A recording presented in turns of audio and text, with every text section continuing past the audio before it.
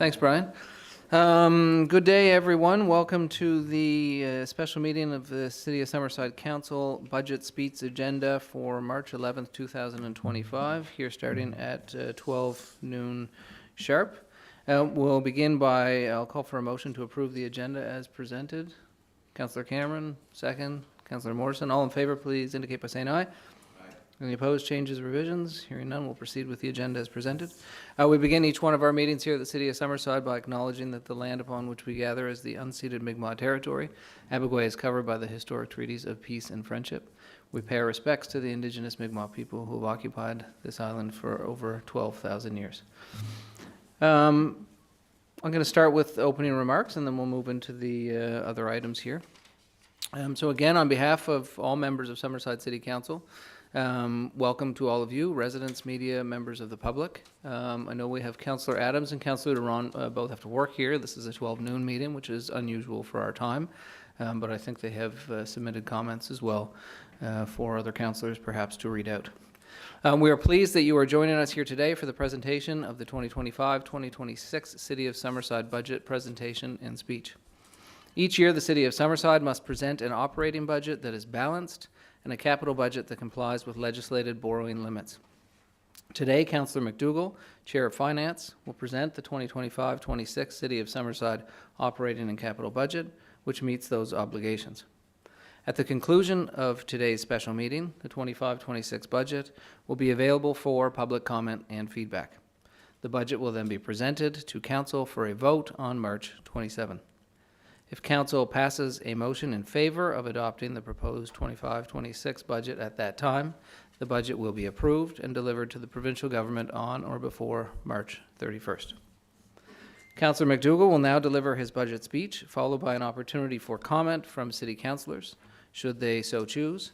And for comments, we will begin on my immediate right with Deputy Mayor Snow, and then proceeding to his right to Councillor McColman, and so on and so forth, so we know the order. With that, I would ask you all to join me as we turn our attention to our Chair of Finance for the City of Summerside, Councillor Bruce MacDougall. Councillor. Thank you, Your Worship. Welcome, bonjour, gwe, and good afternoon.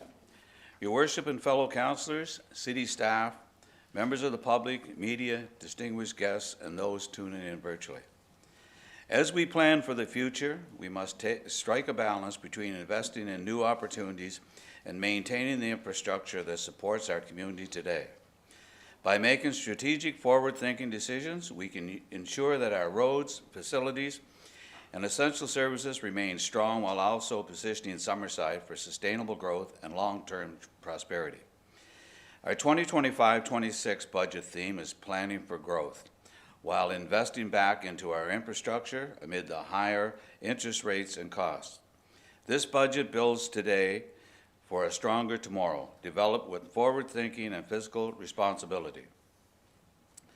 Every service we provide impacts daily life, from emergency services to roads, sidewalks, and cultural and recreational activities that make Summerside a vibrant community. We thank the residents for their adaptability and engagement as we address significant challenges. Despite past difficulties, our community's commitment and resilience are encouraging.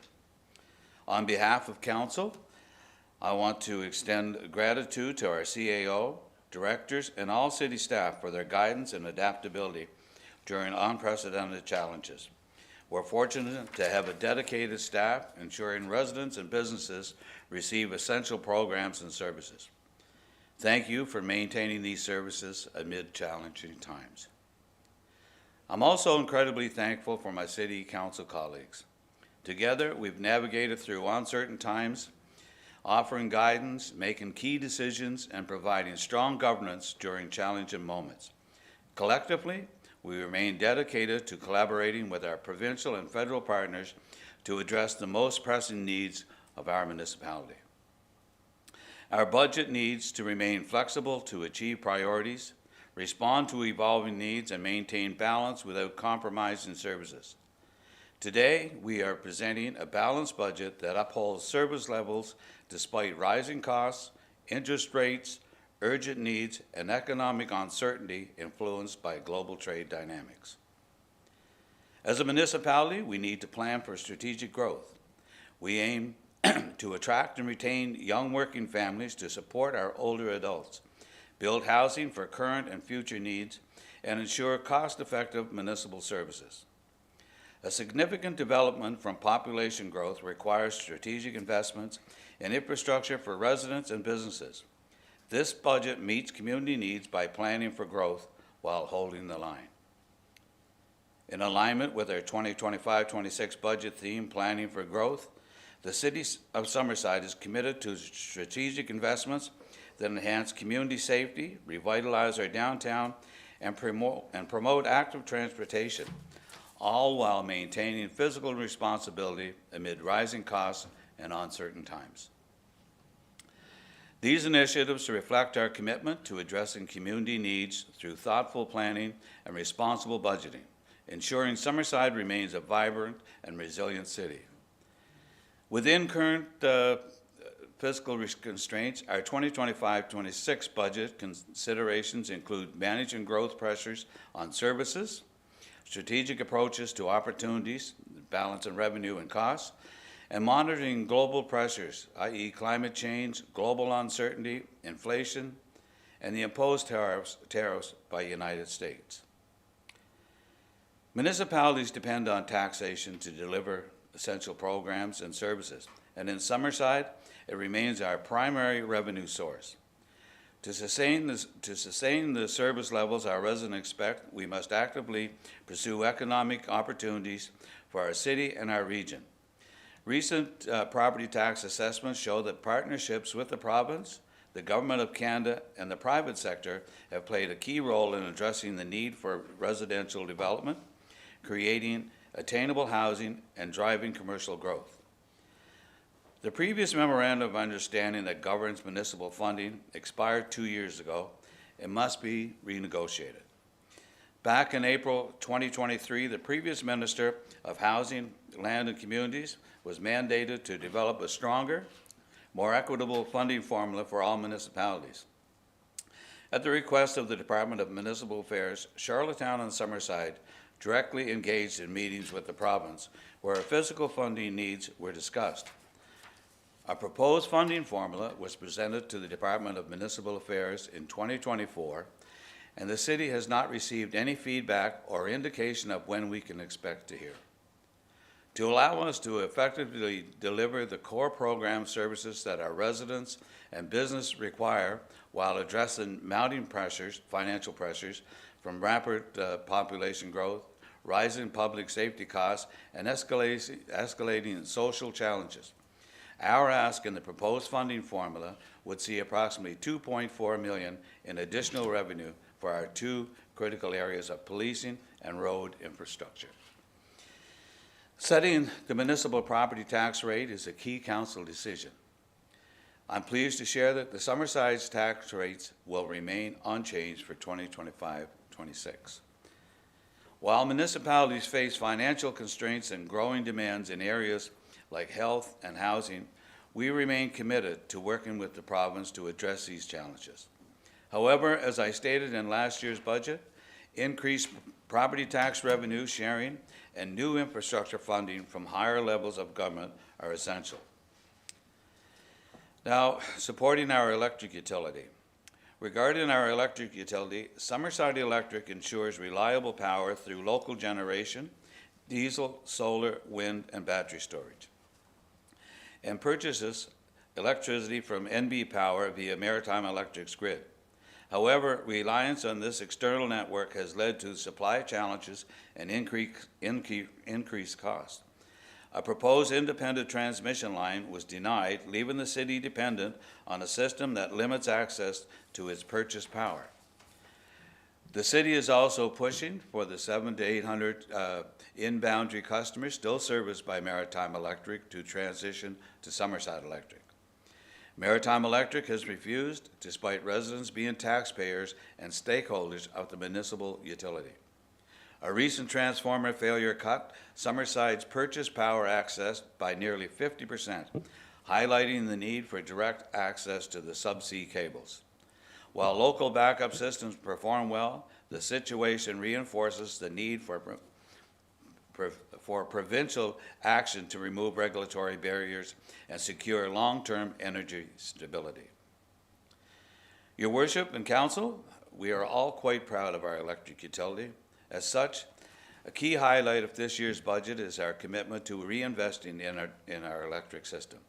We're allocating $4.6 million to our electric utility to enhance safety, security, and reliability. With an estimated $3.5 million in infrastructure replacements and upgrades needed annually over the next decade, this investment is essential to maintaining a dependable energy supply for our community. We recognize the vital role of our resident-owned electric utility plays in supporting the city programs and services while demonstrating environmental leadership in the fight against climate change. This support has allowed us to maintain stable property tax rates since 1995 and invest in key community assets like our boardwalk and credit union place, directly benefiting taxpayers in enhancing our quality of life. In terms of rates, we will continue to rate match with those approved by the Island Regulatory and Appeals Commission for Maritime Electric. Strategic investments are necessary to meet our municipalities' evolving needs while maintaining fiscal responsibility. Modest future increases may be needed for prudent financial management. The investment in critical infrastructure. Investing in essential infrastructure is vital to the strength and sustainability of our community. Municipal assets such as roads, sidewalks, active transportation routes, buildings, and electric, water, and sewer systems form the foundation for a thriving municipality. Well-maintained infrastructure supports both residents and businesses, ensuring long-term stability. Our investments must be guided by data and focused on preserving existing assets. The capital improvement plan we developed provides a roadmap for the next decade, outlining infrastructure priorities, including construction, upgrades, and replacements, while also identifying funding strategies and potential partnerships. To ensure sustainable and effective infrastructure, I'm pleased to announce over $29.1 million in capital investments for 2025-26. This capital budget focuses on core municipal programs and services. Alongside our investments in the electric system, we are making the following critical infrastructure investments for 2025-26. $11 million for the east-west corridor, $3.7 million to upgrade our water system, some of which is over 100 years old. And this is a vital project that will enhance our capacity to continue in providing safe and clean drinking water for our residents. $3 million will be spent on our sewer system. $1.4 million will be spent on our street resurfacing. $762,000 for a new roof and rooftop air handling system for City Hall. $720,000 has been allocated to replace a loader. $498,500 has been allocated for remediation of storm sewer infrastructure. $404,000 for fire and police equipment. $355,000 for remediation of boardwalk. $325,000 for information technology hardware and upgrades. $291,000 will be spent on the new Bay Avenue replacement of sidewalks. $290,000 is to be allocated for downtown infrastructure required in relation to a development in our urban core. $130,000 for downtown transformation and public art. $100,000 has been allocated towards our Culvert Connect ditch infill program. Federal and provincial infrastructure programs like Canada Community Building Fund and the recently announced Canada Housing Infrastructure Fund are crucial for these projects. We're in the process of determining eligible projects to submit for the first application intake and anticipate new agreements and funding announcements to continue this support. Thank you to our federal and provincial partners for their contributions. Cheers. Turning to our operating budget, the city will plan for the following revenue streams. $12.7 million in government transfers from other levels of government, $12.1 million from property taxes, and this includes both commercial and non-commercial property taxes for residents and non-residents. $3.7 million from wind energy sales. $2.7 million for recreational and event revenue generated by the community services and cultural departments. $788,200 relates to miscellaneous revenue streams such as fines, permits, building rentals, and interest. $280,000 raceway revenue, this is offset by expenses. $527,000 transfers from reserve for our current year capital. This relates to projects that could not be completed in prior years. $439,900 relates to protective services revenue, fire and police. The majority of this relates to transfers from other levels of government for capital and programs. Core municipal services, your worship and council, local government plays a vital role in maintaining the daily services that residents and businesses depend on to create a wealthy, thriving community. From essential infrastructure like roads, water, and waste management to public safety, recreation, and economic development, municipal services directly impact the quality of life. Well-maintained parks, recreational facilities, arts and cultural programming, and efficient emergency response services contribute to a strong, connected, and resilient community. By managing these critical services and local government, local government ensures safe neighborhoods, supports business, and provides young working families with resources they need to live, work, and thrive in their community. $7.65 million for the provision of recreation, green space, and culture. $7.6 million for protective services, which includes police and fire services.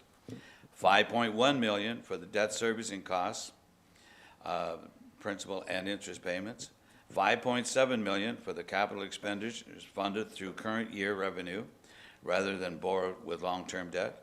$4.9 million for public works and technical services, which includes maintenance of our streets, engineering, patching, line painting, street sweeping, and snow clearing. Provision of street lighting, street signs, and traffic signage. Maintenance of the equipment used to perform these functions, and inspection and planning services. $4.4 million for administration expenses, finance, human resources, Office of the Chief Administrative Officer, Information Technology, and City Hall operation and maintenance.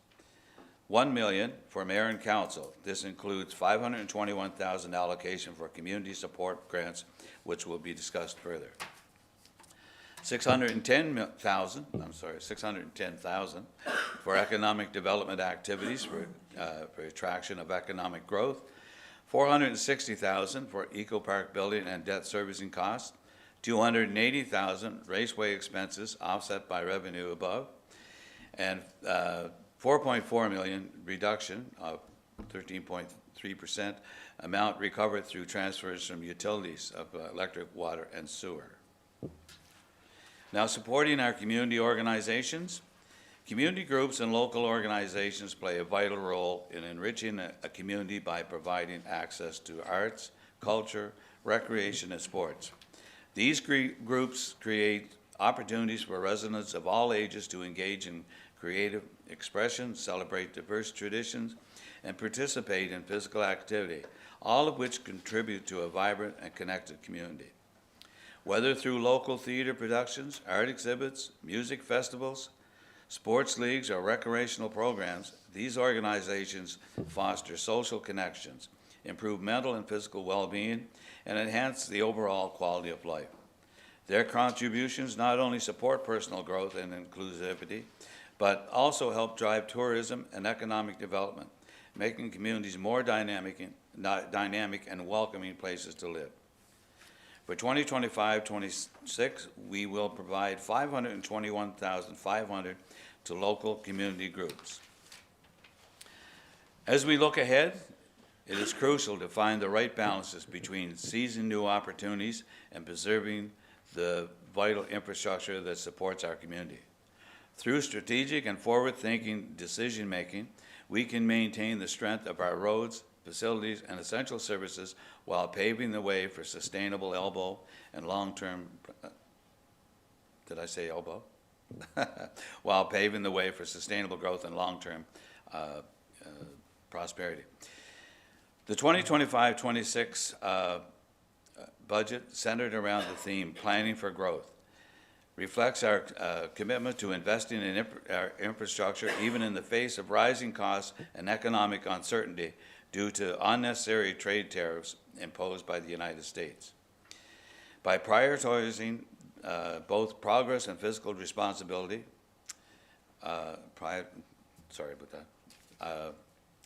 this budget is designed to build a stronger, more resilient Summerside, ensuring a thriving future for generations to come. As a council, one of our main priorities is to attract and retain young working families, to support our older adults by planning for growth, and we are doing just that. Your worship and council, as mentioned earlier, developing a municipal budget is a complex task that requires balancing many competing priorities. This budget strategically allocates resources across the city departments to ensure we can continue delivering the essential services and infrastructure that sustain our community. Despite the challenges of uncertain economic conditions, we are able to present a balanced budget, and that's thanks to our growth and our support from other levels of government. We remain dedicated to enhancing transparency and accountability, continually evaluating our progress to equip council with the insights needed for informed decision-making. This commitment ensures that our residents understand the foundation upon which these decisions are made. I'm proud to present a budget that drives meaningful progress for the people of Summerside. We have upheld our commitment to advancing our city while maintaining fiscal responsibility, a challenge we have once again successfully met. I look forward to working alongside my council colleagues to build on accomplishments of previous councils, lay a strong foundation for future success, and track our progress along the way. While challenges lie ahead, this is also a time to prioritize sustainability and long-term growth. The initiatives outlined today reflect these essential priorities. Finally, I want to express my sincere appreciation to the city's management and staff for their unwavering dedication to transparency, accountability, and public engagement. Their hard work is instrumental in ensuring we continue servicing our community effectively. Residents of Summerside, this is your 2025-26 budget, a budget designed for progress, stability, and the future of our city. Thank you. Have a great day. Elbows up. Thank you.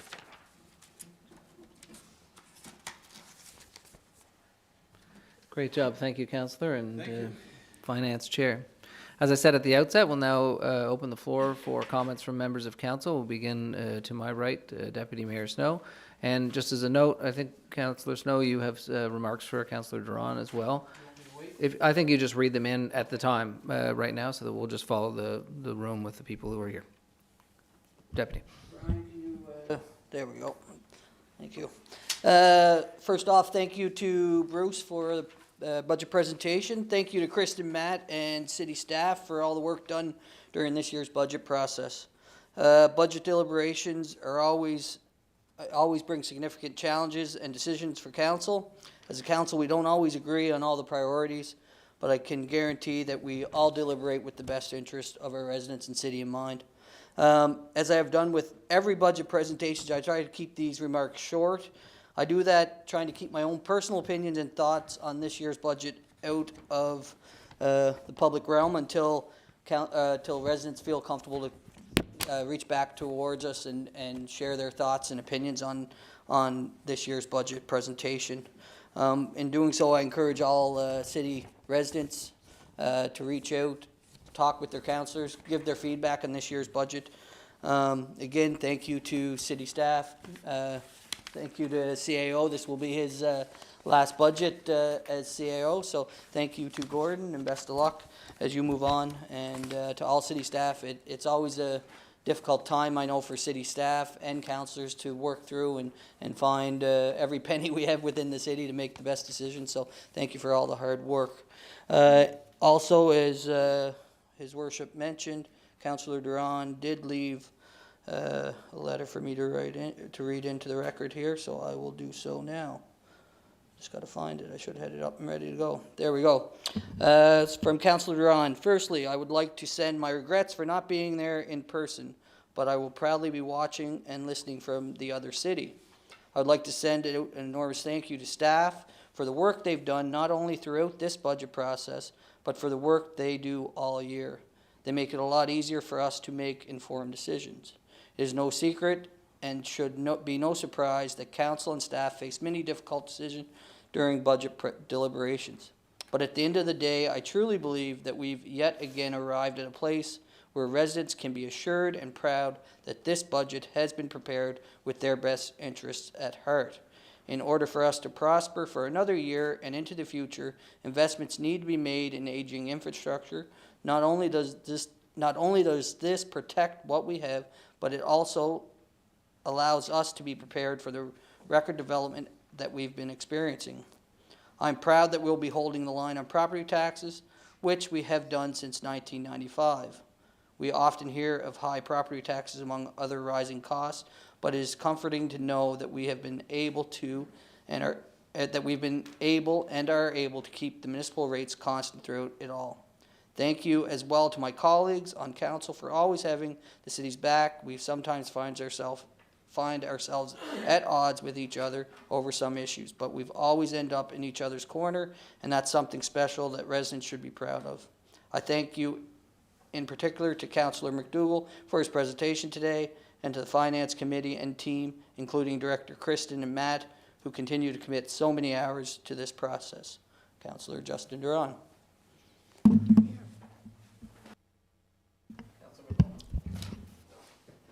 Thank you, Your Worship. And to my fellow councillors and Councillor Bruce, great job on the budget. I would also like to just bring a few comments and a big thank you to Chief Financial Officer Kristen Dunsford, Matt, all of the City of Finance or Financial Services staff, as well as our directors that are here, Fire Department, Summerside Police Services, for being here because this is our budget. I think throughout the whole process of the budget speech, certainly planning for growth, planning for tomorrow, but bringing realistic and strong governance to balance the city's needs for operations and plan ahead for that growth and infrastructure that we do need. For such things as the East-West Connector, the new fire hall, emergency resource center, all of those things are fairly big ticket items. But I do think that as a council, we work very hard and diligently to remember the importance of the operational side of the city that we have to maintain, but also look for projects and opportunities where we can grow and build into the future. A must for the City of Summerside is pursuing economic development and avenues for growth. And I believe that as a council, in concert with all of the departments and directors, I think we've looked at that in a very serious way. But we've also tried to be very proactive on the things that we want to do.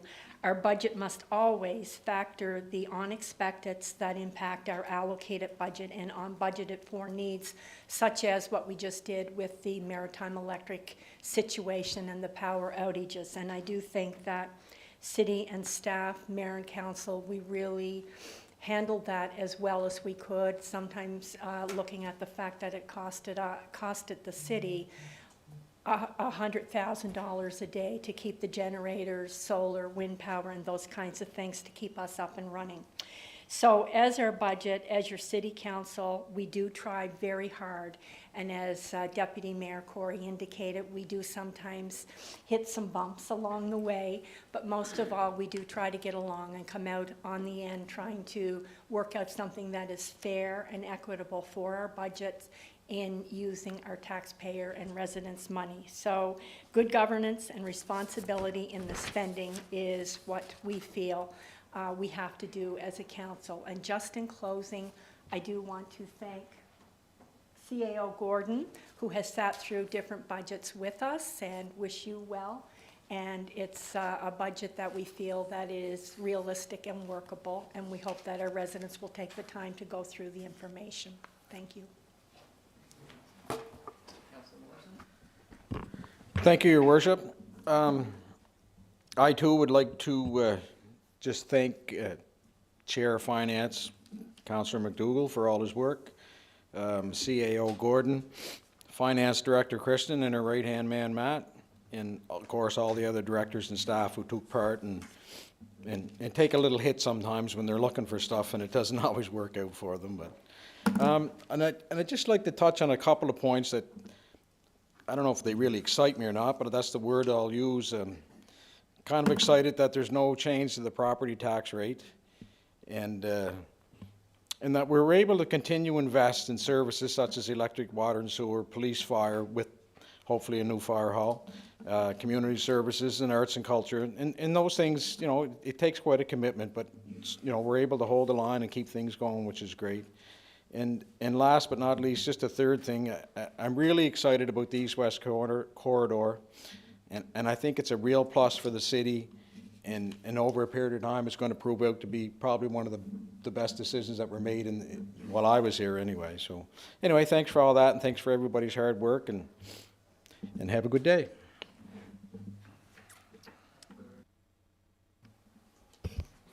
Sure. So I just want to say ditto to everything, but I won't say that. But being the first time here, doing the whole budget process was quite amazing. It was purposeful, I think, and it wasn't as scary as I think new councillor coming in. You think, oh my heavens, what's this going to look like? So staff, quite amazing in terms of what you can bring to the table, and you know, being able to identify where the needs are and help inform for myself and council. But me being a newbie, right, it really helpful and informative.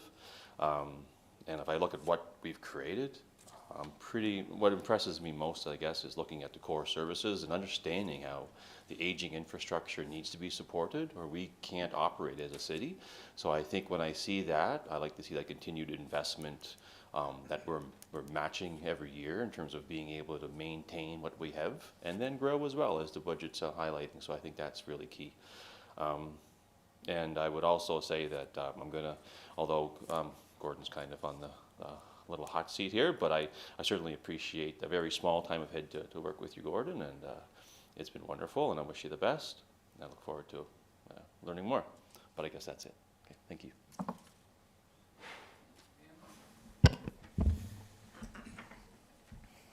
Thank you. I felt the same way last year, that it could be scary, but it wasn't. I just want to start out by thanking Director Kristen and Matt and CEO Gordon McFarland and the rest of the city staff who put so much time and effort into this process, and it certainly can't be easy because what is presented to us is almost the whole package, and it's hard work for us to sit here and decide how that package gets presented, so I can only imagine how much work goes into it before it comes to us. I'm happy to have made it through my second budget. My first one, I kind of sat back and I took it all in and learned, and it's great to now be able to participate a little bit more in the conversation. It's always so nice to have a discussion amongst council and staff to see where our priorities are and how we're going to get to where we want to be. I do want to thank all residents for always being willing to share their opinions of what they feel like their needs are in the community. It makes the budget process a lot easier as we go forward. And a big thank you to fellow council members for listening to my questions and my opinions, even if they weren't always agreed upon. That is okay. But most importantly to me, I think it was the amount of talk that we had about accessibility within our city that was really, truly astonishing to me. And I think that that is how we know that a budget will represent the needs of all residents. It is their tax-paying dollars. And the fact that we sat here and everything kind of came back to some sort of accessibility or equitability was really nice for me to hear. And I very much appreciate all of you putting your time and effort into it. Thank you. Thank you, Your Worship. I've said it many times, budgets don't just happen, they come together after a lot of hard work and sometimes some argument, but it's been pretty good lately, and a little easier on the head. And but I want to take this opportunity to thank my fellow councillors and you, your worship, for the process, and a huge thank you to city staff. From our CEO right down to the employees who execute the direction laid out in our budget. We thank you. And of course, Director of Financial Services, Kristen, Matt, and that team, sincere thank you. There's an amount of work that goes in there that we don't even recognize, and I don't know how they keep their heads straight sometimes. But, our budgets are a blueprint, and I'm amazed at how we can turn and do what we have to do with the amount of funds that we have to work with. And, we continue to put square pegs in round holes, and it's getting old. And that new formula, revenue sharing formula, has to come sooner or later, because, you just cannot continue to do that. And lastly, I believe this is the last public meeting for our outgoing CAO, Gordon. And Gordon, I just want to, first of all, congratulate you and thank you for your contribution to making this little city grow. And, I've been around for a bit with you, and I appreciate every conversation we've had. Some of them were probably a little edgy, but not normal. But anyway, I thank you, and the fact that your door was always open is much appreciated. And I wish you all the best. Thank you, Your Worship. Thank you, Councillor MacDougall, and all councillors for your thoughtful comments. I'll provide some brief closing remarks. Some are notes, some are chicken scratch, and some will just go off the top of my head.